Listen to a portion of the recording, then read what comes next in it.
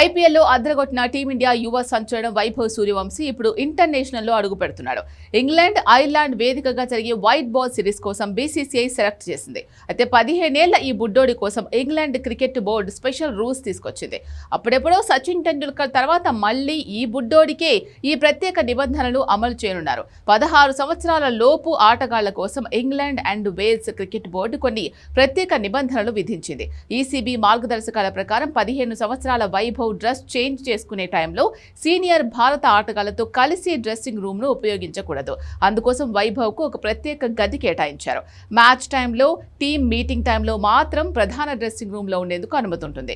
అదేవిధంగా ఒకవేళ సీనియర్ ప్లేయర్లు ఎవరైనా డ్రెస్ చేంజ్ చేసుకునే టైంలో వైభవ్ అక్కడ ఉండడానికి వీల్లేదు. వాళ్ళు డ్రెస్ చేంజ్ చేసుకున్న తర్వాత మాత్రమే వైభవ్ రూమ్ లోకి వెళ్ళాలి. 16 సంవత్సరాల ఆటగాళ్ల భద్రత కోసం ఈసీబీ ఏర్పాటు చేసింది.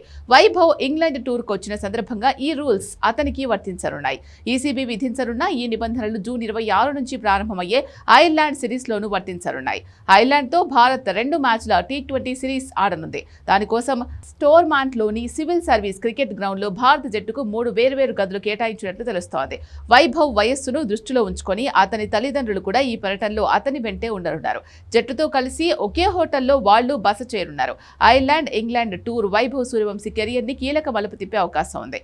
1980లలో ముంబైలోని క్రికెట్ క్లబ్ ఆఫ్ ఇండియాలో 18 ఏళ్ల లోపు వారికి క్లబ్ హౌస్ లోకి ప్రవేశం ఉండేది కాదు. కానీ సచిన్ 15 ఏళ్ల వయసులోనే సీసీఐ తరపున ఆడేందుకు ఎంపిక కావడంతో క్లబ్ ఆ రోజుల్లో ప్రత్యేక మినహాయింపు ఇవ్వాల్సి వచ్చింది.